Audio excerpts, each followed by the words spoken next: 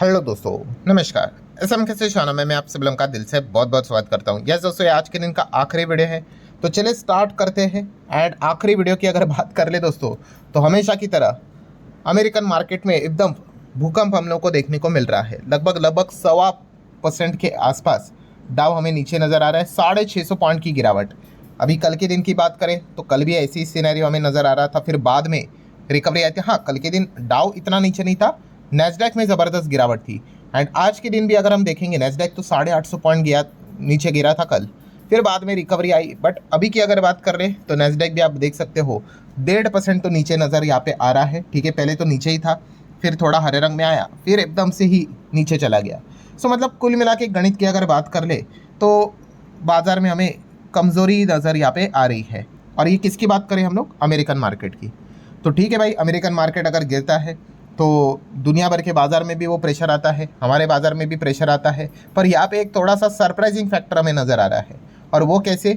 हमारा gift Nifty में उतनी बड़ी गिरावट नज़र नहीं आ रही है। ठीक है, ये जो गिरावट चल रही है ना, ये सिर्फ अमेरिकन मार्केट में ही चल रही है। प्लस हमारे एडीआर की बात कर ले तो उसको चेक कर लेते हैं। हमारा HDFC बैंक का एडीआर हरे रंग में थोड़ा ऊपर है। इन्फोसिस का एडीआर में 1.25% गिरावट है। ICICI बैंक का एडीआर 2% ऊपर है। विप्रो के एडीआर की बात कर ले तो यहाँ पे 2.25% की गिरावट।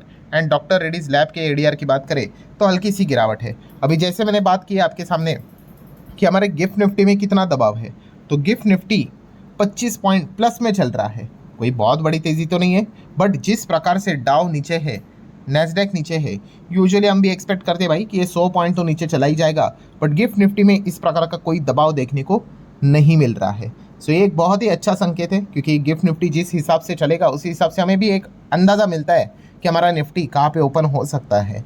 सो ये फिलहाल की स्थिति है। अगेन हमेशा की तरह आपको कहना चाहूँगा कि मॉर्निंग जब होगी हमारी, तो सुबह 6:30 बजे गिफ्ट निफ्टी ओपन होगा वापस दोबारा, तब एक और बार जाके चेक कर लेना भाई कि हमारा गिफ्ट निफ्टी कहाँ पे चल रहा है, क्योंकि अभी की स्थिति है, हो सकता है सिचुएशन कभी भी बदल जाए।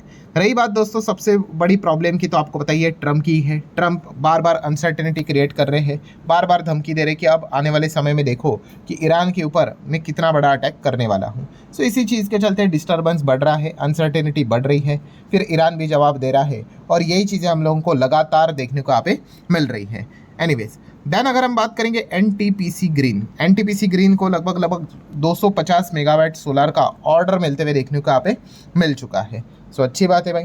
देन अगर हम बात करेंगे वेल्सपन कॉर्प, सो वेल्सन कॉर्प की अगर बात कर ले तो इन्होंने यहाँ पे जो उनका सऊदी पाइप का जो बिजनेस था यहाँ पे, उनमें मतलब उसमें जो स्टेक था उनका 650 करोड़ में उन्होंने यहाँ पे बेचा है, मतलब पार्ट की हम यहाँ पे बात करें तो। देन अगर हम इटरनल की बात करें, जोमेटो की पेरेंट कंपनी आप लोगों को पता ही है। सो इनको GST नोटिस आते हुए देखने को मिली है, किसके ओर से? आंध्र प्रदेश के अथॉरिटीज़ की ओर से। कितने की है? 9.5-10 करोड़ के बीच में। ठीक है, कल अगर पे भी करना पड़े तो कोई दिक्कत की बात नहीं भाई, इतनी बड़ी कंपनी है, इतना 2-2 1.5 करोड़ का मार्केट कैप वाली कंपनियाँ रहती है, मतलब उनके लिए इतने से अमाउंट से कोई ज़्यादा फर्क नहीं पड़ता है। देन अगर हम बात करें दोस्तों, तो एक बहुत ही बड़ी हम लोग को सरप्राइजिंग खबर देखने को मिल रही है कि राजेश एक्सपोर्ट, आप सभी लोगों को पता ही है कि सेबी ने यहाँ पे 15 लाख करोड़ से भी बड़े अमाउंट का जो फ्रॉड था उसको यहाँ पे पकड़ लिया। रेवेन्यू को बहुत ही बड़ा चढ़ा कर दिखा रहे थे। एंड इस चीज़ के चलते दोस्तों, जब यहाँ पे राजेश एक्सपोर्ट को पूछा गया कि अब आप यहाँ पे सेबी का जो इंटरिम ऑर्डर है उसको चैलेंज करेंगे, तो उन्होंने कहा कि नहीं, हम चैलेंज ही नहीं करेंगे। क्यों? क्योंकि उन्होंने कहा कि भाई जो भी ऑर्डर है उसमें ना तो कोई पेनल्टी है, ठीक है, ना तो कोई हमारे ऊपर कोई फ़ाइन यहाँ पे लगाया है, तो फिर हम यहाँ पे चैलेंज क्यों करें? ठीक है, तो इस चीज़ के चलते दोस्तों कि वो बता रहे हैं कि यहाँ पे हम क्या करेंगे, इंटरिम ऑर्डर के चलते कोई भी उसको चैलेंज यहाँ पे नहीं करेंगे। FIDS एक्टिविटीज़ की अगर हम बात करेंगे तो आप यहाँ पे देख सकते हो FIDS ने कितना माल बेचा है आज के दिन, 2000 करोड़ का माल बेचा है। ऑब्वियसली उससे भी ज़्यादा राउंडेड कह रहे हैं। DIS की बात करें 3000 करोड़ का माल खरीदा है। सो ठीक है भाई, FIDS तो अपने बिकवाली का जो सिनेरी उसको लगातार कंटिन्यू यहाँ पे रख ही रहे हैं। हमारे डॉलर रुपये रिश्ते की बात कर ले, 95 के ऊपर ही चल रहा है रुपी, हम कह सकते हैं एक लेवल पे बीच में 96-97 के आसपास यहाँ पे चला गया था। फिर उसके बाद कुछ RBI ने एक्शंस यहाँ पे लिए थे, फिर बॉन्ड मार्केट को लेकर जो टैक्स था वो भी हटा दिया। G-Secs की अगर हम यहाँ पे बात करें, government security for the foreign institutional investors, तो उसके बाद थोड़ा सा रुपये यहाँ पे सुधरा है, क्योंकि उस चीज़ के चलते क्या होता है, इन्फ्लोज हम लोग को आते हुए देखने को मिल जाते हैं। देन गोल्ड की बात कर ले तो गोल्ड तो हम लोग को 3.5-4% टूटते हुए देखने को मिल चुका है। इसके ऊपर मैं वीडियो ऑलरेडी बना चुका हूँ, जो हमारा चैनल है let's learn stock market and finance. Usually Sunday के दिन वीडियो आते हैं, बट आज के दिन भी एक वीडियो आ चुका है। यस, सोना यहाँ से और 20% क्रैश हो सकता है, एक बड़ी रिपोर्ट सामने आई है। सो लिंक मैंने ऊपर आई बटन पे दिया है, आप चाहो तो उसको डिटेल में स्टडी कर सकते हो। सिल्वर की बात करें तो सिल्वर भी ज़्यादा नहीं है, 1-1.25% ही यहाँ पे नीचे। यूजुअली गोल्ड जितना गिरता है उससे डबल सिल्वर हमें गिरते हुए देखने को मिल जाता है, बट गोल्ड को लेकर थोड़ा सा एक्सक्लूसिवली रिपोर्ट्स हमारे सामने आई। सिल्वर की बात करें तो ऐसा कुछ हुआ नहीं है, तो इसीलिए यहाँ पे 1.25% की कमज़ोरी नज़र आ रही है। देन ट्रम्प के यहाँ पे हम कह सकते हैं धमकियों के बाद अगेन मिडल ईस्ट में तनाव यहाँ पे बढ़ गया। फिर ऑयल की अगर बात कर ले 3.25% बढ़ गया। WTI की बात कर ले अब 3.25-4% के आसपास निकलते हुए देखने को मिला है। आज के दिन हमारा बाजार भी यूजुअली शुरुआत में तो देखा गया तो अच्छा ही परफॉर्मेंस यहाँ पे दे रहा था, एंड बाद में जैसी ही सारी चीज़ें सामने आई उसके बाद ही गिरावट देखने को मिली थी। सो फर्स्ट टुडे में भी हम लोगों ने देखा कि क्रूड जो एक्चुअली माइनस में चल रहा था 1-1.25%, 1.5%, 2%, वहाँ से रिकवरी आई, न्यूट्रल हुआ, और वहाँ से अभी की अगर बात करें तो ये तो 3-3.25% और ज़्यादा बढ़ते हुए देखने को मिले, जो कि हमारी इकोनॉमी के लिए बिल्कुल भी अच्छी बात नहीं है। नेक्स्ट अगर हम कंपनी की अगर यहाँ पे बात करेंगे, जो एक कंपनी हमारे सामने है, ठीक है, लगभग 20% का अपर सर्किट लगते हुए देखने को मिला है। टबैको सेगमेंट में काम करने वाली छोटी कंपनी है, और उसके पीछे का रीज़न क्या है कि कंपनी ने अनाउंस किया है 700 करोड़ का उनके FMCG बिजनेस का एक्सपांशन का प्लान, जिसको हम क्या बोलते हैं, यस, कैपेक्स कहते हैं। एंड कंपनी ने बताया कि अगले फाइनेंशियल ईयर 23 तक रेवेन्यू कंपनी का 20,000 करोड़ तक वो लेकर जाएंगे। इतना बड़ा टारगेट उन्होंने सामने रखा हुआ है। बिजनेस लेवल के टारगेट की हम बात यहाँ पे करते हैं, लेट्स सी कि अचीव कर पाते हैं कि नहीं, बट बस इसी अनाउंसमेंट के चलते तो एटलीस्ट स्टॉक हमें 20% तक भागते हुए देखने को मिला है। देन अगर बात करें दोस्तों तो जेप्टो, क्विक कॉमर्स में काम करने वाली कंपनी, एंड जेप्टो को अच्छा खासा झटका लगते हुए देखने को मिला है। जेप्टो यूज़र जो बेस है वो हम लोग को गिरते हुए देखने को मिला है for the first time in a March, even though इतना ज़्यादा मार्केटिंग कॉस्ट यहाँ पे बढ़ने के बावजूद।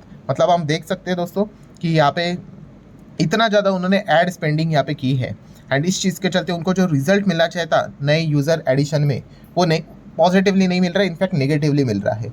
मतलब इतना खर्चा किया तो लोग जुड़ने चाहिए, नए यूज़र जुड़ने चाहिए, तो उतने वो जुड़ते हुए देखने को नहीं मिले। सेम इंस्टामार्ट की भी हालत हम लोग को देखने को मिले, जो कुछ ही टाइम के बाद मैं आपको बता दूंगा। बात रही दोस्तों यहाँ पे मीशो की, तो मीशो यहाँ पे चर्चा इसीलिए रहा बिकॉज ऑफ जेफरीज को लगता है भाई ये यहाँ से 34% और यहाँ पे भाग सकता है, ठीक है, जेफरीज का कहना है। वैसे मीशो एक और चीज़ के चलते भी आज ज़्यादा फोकस में रहा, एंड वो था कि यहाँ पे एक बड़े इन्वेस्टर ने 1.3% तक का जो अपना स्टेक था 988 करोड़ में यहाँ पे उन्होंने बेचा है। तो ये बड़े बड़े स्टेक रहते 1-1% से ज़्यादा, तो नो डाउट यहाँ पे ब्लॉक बल डील्स के चलते ही ये यूजुअली चीज़ें हम लोग को होते हुए देखने को मिल जाती है। वेदांता की अगर बात करें दोस्तों तो वेदांता अगेन रेटिंग अपग्रेड के चलते रीफाइनेंसिंग के लिए जा रहे हैं $5.2 बिलियन के आसपास, ठीक है।